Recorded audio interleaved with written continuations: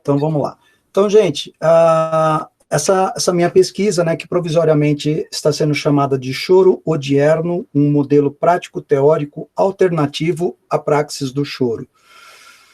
Vou começar aqui dando uma pequena explanação sobre o termo odierno, né? O termo odierno, ele surge justamente como uma designação daquilo que é atual, daquilo que acontece neste momento.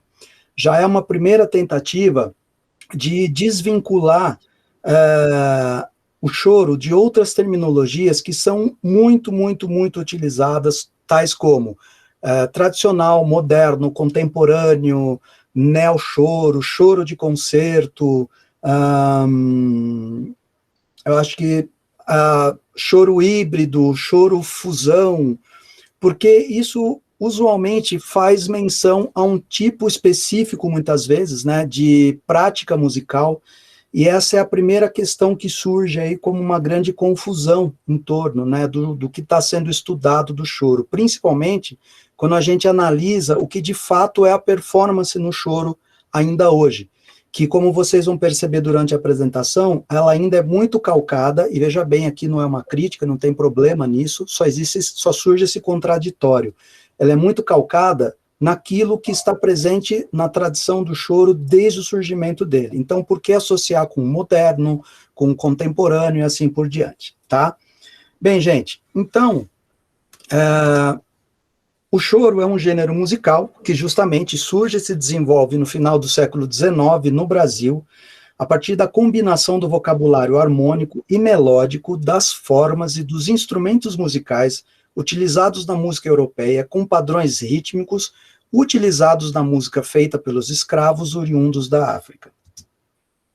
O choro é considerado ainda um dos gêneros nacionais de definitiva presença na história da música popular brasileira, fruto da necessidade inconsciente de nacionalização das músicas estrangeiras. Opa, vocês estão vendo aí? Não. Ainda no choro é um dos gêneros. Tá vendo, gente? Veio um aviso de uma extensão perigosa. Brincadeira, né? Uma janela. Peraí. Por favor, vejam se agora vocês voltaram a ver. Digam um sim ou não, porque eu não estou vendo vocês, gente, por favor. Sim. Está chegando agora. Tá. Então, continuando, né? O choro é considerado ainda um dos gêneros nacionais de definitiva presença na história da música popular brasileira, fruto da necessidade inconsciente de nacionalização das músicas estrangeiras para cá trazidas, não através de meras reproduções, mas por meio da criação de uma identidade musical única. Isto posto, quais seriam as inquietações que me moveram a iniciar esta pesquisa? A motivação para o desenvolvimento da minha investigação neste tema surge da seguinte inquietação. Apesar de uma suposta modernização, a praxis do choro continua a preservar características do século XIX. Esta minha observação ela está amparada na análise dos supostos processos de modernização do choro referidos no estado da arte. Paradoxalmente, os discursos que suportam tais processos indicam, na maioria das vezes, que a performance do choro deve estar calcada em meras releituras do passado, sem acréscimo de substanciais inovações às performances atuais. Este paradoxo pode ser observado, por exemplo, por meio da inalteração da estrutura formal comumente utilizada no choro, que é a forma rondó, da utilização de tonalidades contrastantes entre as seções e da manutenção da estruturação instrumental denominada regional, dos quais a maioria das composições ou das performances não deveriam se distanciar. Assim, o objetivo da minha investigação é propor um modelo prático-teórico alternativo à praxis do choro. Este modelo, designado provisoriamente como choro odierno, estará assente em práticas, seja no ambiente da composição, seja do arranjo ou da performance, que promovam mudanças de paradigmas por meio da amálgama de caráteres musicais advindos de 7 conceitos fundamentais ligados ao choro, como eu acabei de descrever para vocês, ou seja, o tradicional, o moderno, contemporâneo, neo, deconcerto, hibridação e fusão. A observação no estado da arte de constantes vinculações das práticas atuais do choro a tais adjetivações alicerça a utilização dos mesmos como parâmetro para a elaboração de um novo modelo prático-teórico performático para este gênero musical. Num artigo meu que foi publicado agora em dezembro, numa revista Epistemos, lá da Argentina, uma das questões que foram levantadas pelos revisores qual é a diferença do seu trabalho, que você diz ser pesquisa artística, de uma outra pesquisa que pode ser feita dentro do ambiente da musicologia, ou da etnografia, e assim por diante. E foi muito interessante isso até para clarificar para mim essa questão, né? Então, o que eu levantei, e pelo jeito foi acatado, porque o artigo de fato foi publicado, né? A musicologia, ela comumente é entendida como uma ciência, ou como a ciência que estuda os fenômenos relacionados à música, e é considerada por alguns autores, inclusive, uma disciplina humanística ligada à sociologia, à antropologia ou a estudos culturais. Outros autores consideram a musicologia uma ramificação da historiografia, ou ainda como uma disciplina que se concentra principalmente na teoria musical e no estudo das obras musicais. Tendo sido influenciada pelo positivismo de Auguste Comte, as pesquisas musicológicas desenvolvidas até a primeira metade do século XX estiveram primordialmente, não exclusivamente, por favor, focadas na apuração dos fatos, legando-se ao futuro a sua interpretação e a eventual determinação das leis que os regiam. Por outro lado, a investigação artística é o campo no qual a formulação e a solução dos problemas de pesquisa ocorrem por meio das práticas artísticas e do entendimento da música como tal. Aí começa a surgir aquele elemento da corporificação, né, do quanto aquilo sobre o que o artista está falando é vivenciado por ele ou não. As investigações desenvolvidas dentro do âmbito da pesquisa artística devem estar comprometidas em tornar este enorme tesouro de conhecimento implícito e habilidades dos artistas o mais explícito possível, trazendo-o à luz para que possa ser melhor compreendido e, com sorte, usado por todos.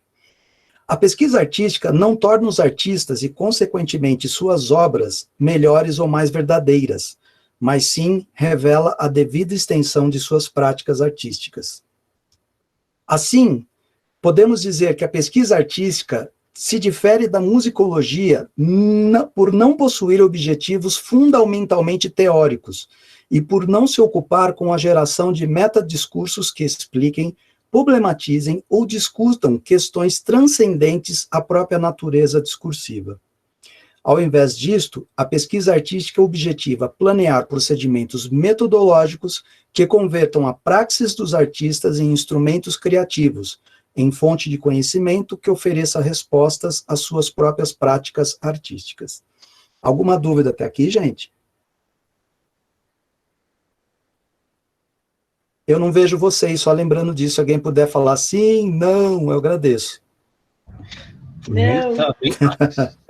Tá bom, então vamos seguir.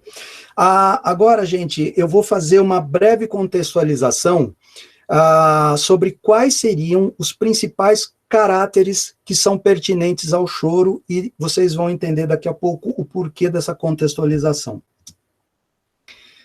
Nas minhas pesquisas até o presente momento, foram elencadas as seguintes características que, como eu acabei de dizer, são pertinentes ao choro, estão completamente atreladas ao choro. Então, a primeira delas é o aprendizado e transmissão do repertório, baseado na tradição oral, pouco ou quase nenhum interesse por variações harmônicas e pela estruturação de arranjos, manutenção até os dias atuais da formação básica dos grupos de choro, creditada a Joaquim Calado no século XIX, ou seja, um instrumento solista, 2 violões e um cavaquinho. Uso predominante do compasso binário, rítmica sincopada, expressividade melódica e tratamento contrapontístico peculiar entre a melodia e a linha do baixo. Improvisação com caráter de variação, por meio de recursos de ornamentação melódica, porém sem descaracterização da melodia. Subordinação à estrutura da forma rondó, como elemento convergente e unificador dos caráteres inovadores nas obras. Ocorrência de quiálteras, síncopas e alusões à síncopa, expectativa de performances de alto gabarito e virtuosismo, uso de variações melódicas da escala menor harmônica sobre acordes dominantes, de arpejos maiores descendentes com sexta, de cromatismo e de frases longas, uso de inversões nos acordes e intensa movimentação do baixo, uso de padrões rítmicos considerados fundamentais para a construção melódica no choro. O trabalho do Almada tem uma informação crucial a respeito disso, que ele fez um levantamento de todas as células rítmicas que são encontradas em 99,99999% das composições do choro até hoje analisadas. Uso de introduções de codas, de cadenzas e de transições entre as seções. Uso de tensões acima da sétima dos acordes. E, finalmente, mas não menos importante, utilização de acordes de sexta napolitana e de dominantes substitutas, famosos subquintos. Uso de acordes em sua posição fundamental. Aqui vale ressaltar que isso surge como uma forma justamente de melhorar o entendimento em relação às tensões situadas acima da sétima, que passam a ser gradativamente incorporadas ao repertório do choro, e utilização de encadeamentos harmônicos com progressão da subdominante relativa para a dominante, o 2-5-1, né, possivelmente.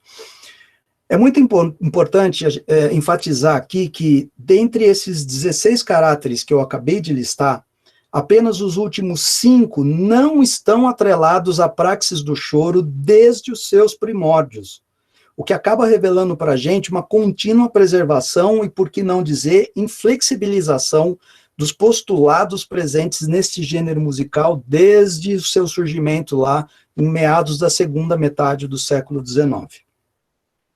Bom, gente, agora para contextualizar um pouco o que esse trabalho, né, que o choro odierno, como ele se difere do choro tradicional, eu vou apresentar aqui 3 exemplos para vocês, todos eles baseados nessa composição do Ernesto Nazaré, que é uma obra, assim, é um dos pilares do repertório do choro. Toda boa roda de choro, em toda boa roda de choro, possivelmente esse tema vai ser executado, ok? E no primeiro exemplo, o que nós vamos ouvir é a execução tal qual o registro feito em partitura pelo Ernesto Nazaré. Logo após, nós vamos escutar uma interpretação já mais contemporânea desse mesmo tema, realizado por um grupo chamado Trio que Chora. E, finalmente, por último, nós vamos ouvir a proposta de realização, né, do meu trabalho sobre esse mesmo tema, numa apresentação que foi realizada no Sesc Belenzinho em 2019. Bem, gente, agora eu vou precisar que vocês me digam daí com um sim, não, se o som está chegando para vocês, né? Vamos ver, porque esse vídeo está editado, senão eu dou um jeito de mostrar eles de outra forma para vocês aqui, ok? Então, vamos lá.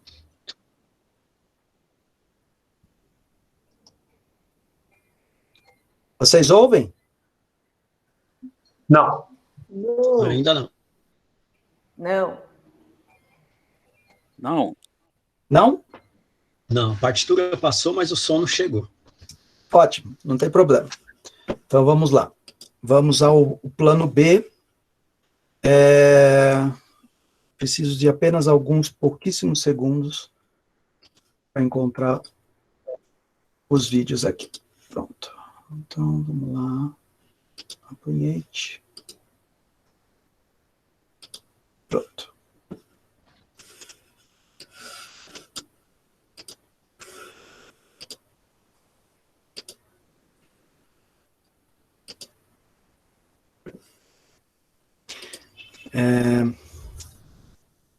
Tá, gente, esse daqui é um problema do... Eu vou tentar passar o vídeo aqui, mas eu não tenho certeza se vai...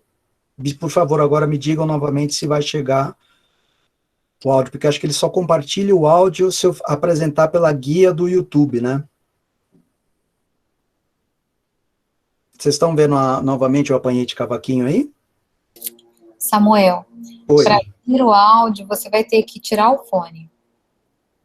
Tirar o fone. Porque aí você tem que resolver aquela coisa do monitor, não mandar o...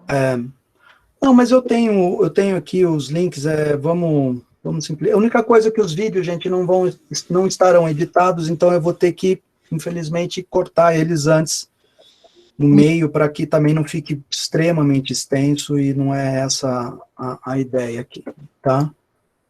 Aqui nesse formato eles já estão editados, mas a gente consegue resolver isso também facilmente.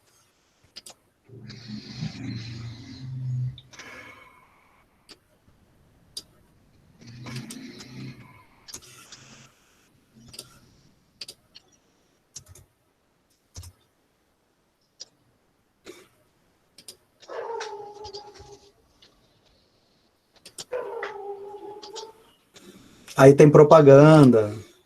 Vamos lá.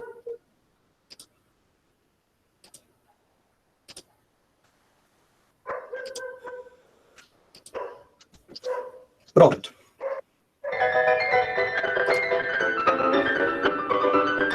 Agora vocês ouvem? Agora sim. Sim. Então vamos lá. Bom, então, aqui nós ouvimos o apanhei.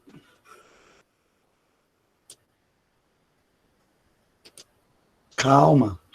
Ouvimos aqui, então, o apanhei de cavaquinho no formato original, ou seja, a forma rondó estava lá, A, B, B, A, C, A, aqui, todos aqueles elementos estruturais rítmicos que eu falei para você, que o Almada fez esse levantamento, estão ali, ou seja, uma peça tipicamente pertencente ao repertório tradicional do choro. Agora nós vamos assistir uma versão já contemporânea, como eu disse, do Trio que Chora, e depois nós vamos fazer algumas considerações a respeito dessa performance que nós vamos assistir agora. Então, tá aqui, Trio que Chora. E vamos lá.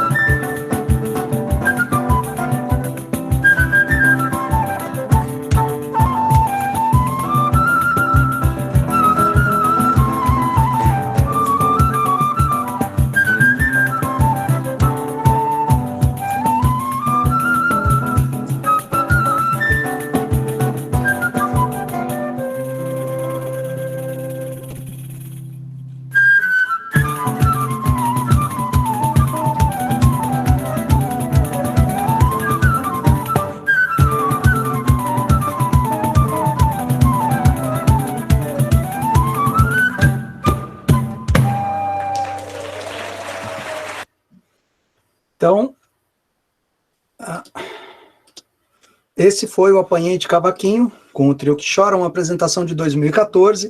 Então vejam bem, aquele registro o primeiro registro era o Arthur Moreira Lima, mas como eu disse, um registro ali super fidedigno ao que estava na partitura. Esse já é uma interpretação de 2014, ou seja, contemporânea a nós, e o que a gente notou ali basicamente de diferente foi uma introdução, houve o acréscimo de uma introdução ali, meio ad libitum, até com um certo caráter de cadenza, mas, como eu havia descrito, sem perda da melodia, né? Poderíamos até colocar com uma cadência que apresenta uma variação do principal tema ali do Apanhei de Cavaquinho. Depois, a forma rondó estava lá, tal e qual no exemplo anterior, tal e qual o exemplo anterior. E também na última sessão, assim como na gravação lá do Arthur Moreira Lima, eles fazem aquela variação que é muito tradicional do choro, de fazer uma mudança de andamento na última sessão, geralmente dobrando o andamento, né? Ou seja, estamos ali muito, muito próximos todos aqueles conceitos que eu descrevi como sendo pertinentes ao choro tradicional. Por fim, chega aqui a apresentação desse que vos fala.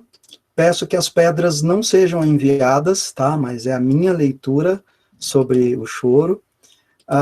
Como eu disse, numa apresentação de 2019, no Sesc, inclusive que conta com a participação desse outro saxofonista, músico incrível de Nova York, Ohad Talmor, grande professor na Europa, enfim, grande arranjador, compositor, e que veio fazer essa apresentação comigo. Como eu disse, gente, esse vídeo todo, ele tem 11 minutos. Se vocês disserem que querem assistir ele inteiro, eu deixo ele passando inteiro. Agora, se não, eu vou fazer algumas breves inserções aqui para diminuir um pouco o tempo dele. Aí vocês me digam o que vocês preferem, tá bom? Então, eu vou fazer as inserções, tá bom, gente? Então, vamos lá. Então, Apanhei de Cavaquinho por esse que vos falo. Voltar ao começo.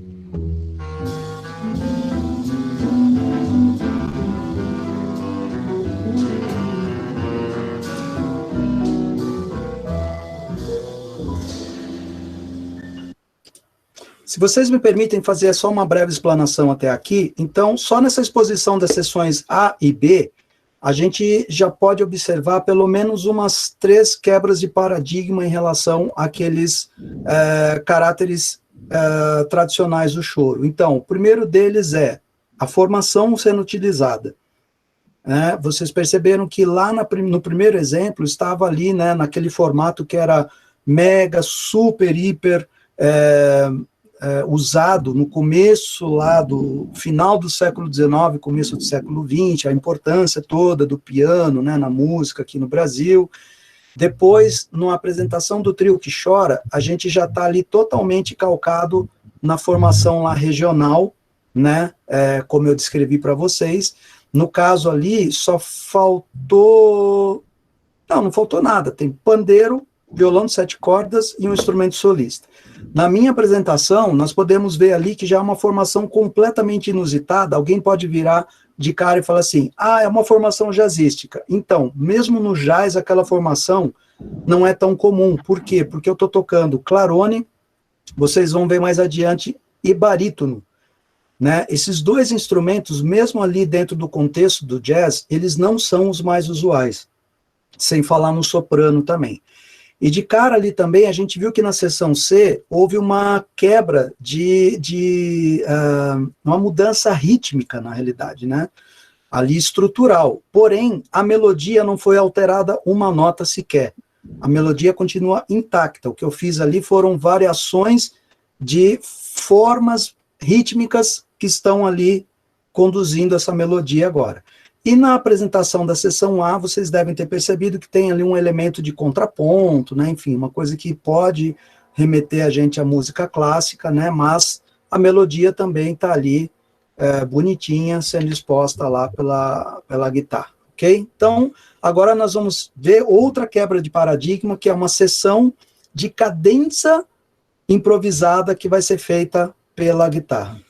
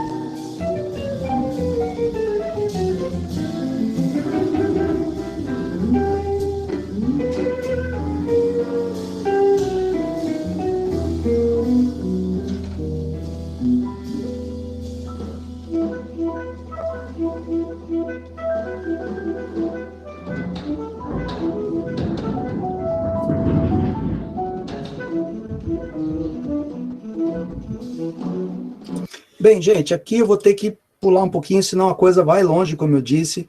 É outra quebra de paradigma que acaba de se apresentar ali para vocês. Então, nós vimos ali que houve uma cadenza improvisada, só que apoiada sobre a estrutura harmônica, né, da seção B da música, mas totalmente improvisada. E agora, isso que se inicia é uma grande sessão de improvisação livre, completamente livre, não existe determinação ali, nem de tonalidade, nem de forma rítmica, nem de andamento, nem de nada. É uma situação de construção, de completa construção instantânea que os músicos passam a fazer ali, e que ela dura ali em torno de 5 ou 6 minutos, tá? Então eu vou adiantar um pouquinho ali, só para vocês verem aonde eles vão chegar com essa história aí, ok?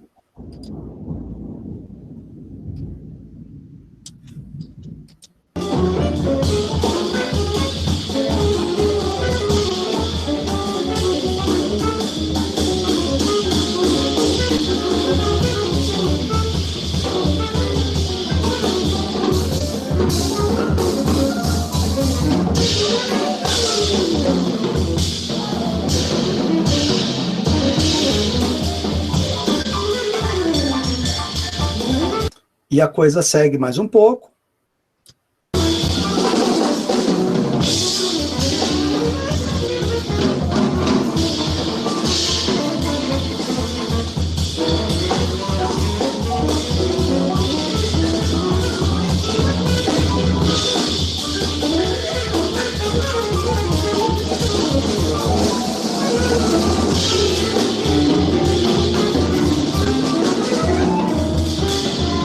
nesse ponto, o pianista começa a sugerir uma volta para um ambiente harmônico, mas que é um ambiente harmônico totalmente modal, né, mas começa a haver um restabelecimento de ambiente harmônico, tá, mas que também não é usual no choro. O modalismo não é uma coisa associada ao choro. Então, vocês vão começar a perceber que vai existir agora um ambiente modal ali para a gente voltar à forma da música.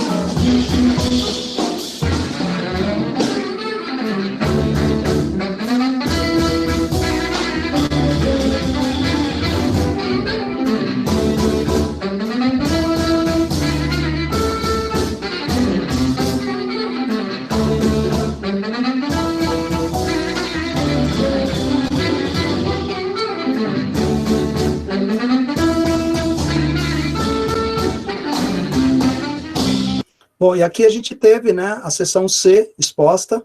Então, com isso, a gente completa o ciclo rondó, que está aí, a forma rondó aparece aí, mas não exatamente na forma tradicional. E aí abre um solo meu, que eu vou adiantar um pouco aqui também.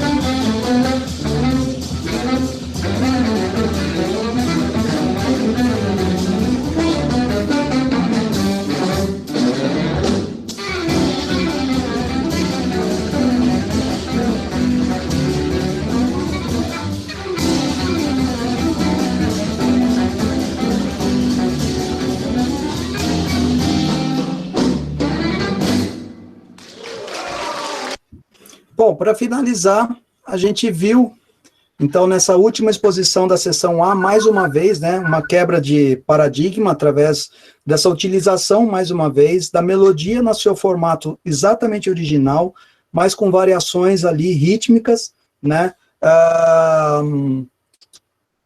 que tornam isso diferente, essa apresentação. Bem, que eu vou fazer aqui uma breve finalização, falando aqui algumas considerações a respeito disso que vocês ouviram, só para a gente acabar de ilustrar isso tudo. Então, desculpem eu estar olhando de lado aqui, tá, gente? Bom, então, foi possível notar nesse arranjo que é da minha autoria sobre o apanhete cavaquinho, mesclas de características ligadas ao choro tradicional e ao jazz de diferentes épocas, notadamente ao bebop e a produções mais atuais do jazz. A disposição de elementos ao longo do discurso, ora ligados ao choro moderno, ora a conceitos advindos da hibridação ou da fusão, gradualmente conduziram o ouvinte, ou assim eu espero, por exemplo, de um contexto próximo à tradição do choro até um momento de extremo distanciamento desse contexto, como a gente notou naquela sessão de improvisação livre. Após o total distanciamento, em que as características do choro quase não eram mais notadas e as do jazz estavam em absoluta proeminência, nós pudemos observar um retorno aos elementos musicais comumente atribuídos ao choro, quando a gente tem aquela apresentação da seção C, inclusive sem nenhum tipo de alteração. A harmonia é exatamente a original, assim como a melodia. Pode-se apontar aqui algumas quebras de paradigma oriundos da performance do choro tradicional, por meio da utilização de uma formação instrumental e de estruturas métricas atípicas, de alterações à estrutura formal da obra e da utilização de mudanças abruptas de andamento, bem como a realização de cadenza e sessões destinadas de forma específica à improvisação. Finalmente, cabe ressaltar que, para além de um modelo prático-teórico designado choro odierno, esta investigação tem por intento oferecer uma visão alternativa às investigações realizadas neste campo, proeminentemente de cunho musicológico e historicista. Para além da existência de apenas uma tendência principal identificada como legítima, neste meu caso, o choro tradicional, o que eu espero é que a aceitação de tendências paralelas sejam a aceitação de tendências paralelas que sejam mesmo que remotamente relacionadas entre si, propiciem as práticas performáticas composicionais do choro, novas mesclas, novas combinações de elementos, que estimulem novas reflexões, experimentações e processos criativos. Por meio da concepção de praxis que reúnam conceitos oriundos de outros gêneros musicais, ou ainda da flexibilização ou mesmo da transformação da abordagem formal e estrutural das composições tradicionais do gênero, minha investigação tem por objetivo disponibilizar, por meio do modelo prático-teórico provisoriamente designado choro odierno, alternativas às atuais atribuições performáticas do choro. É isso daí, pessoal.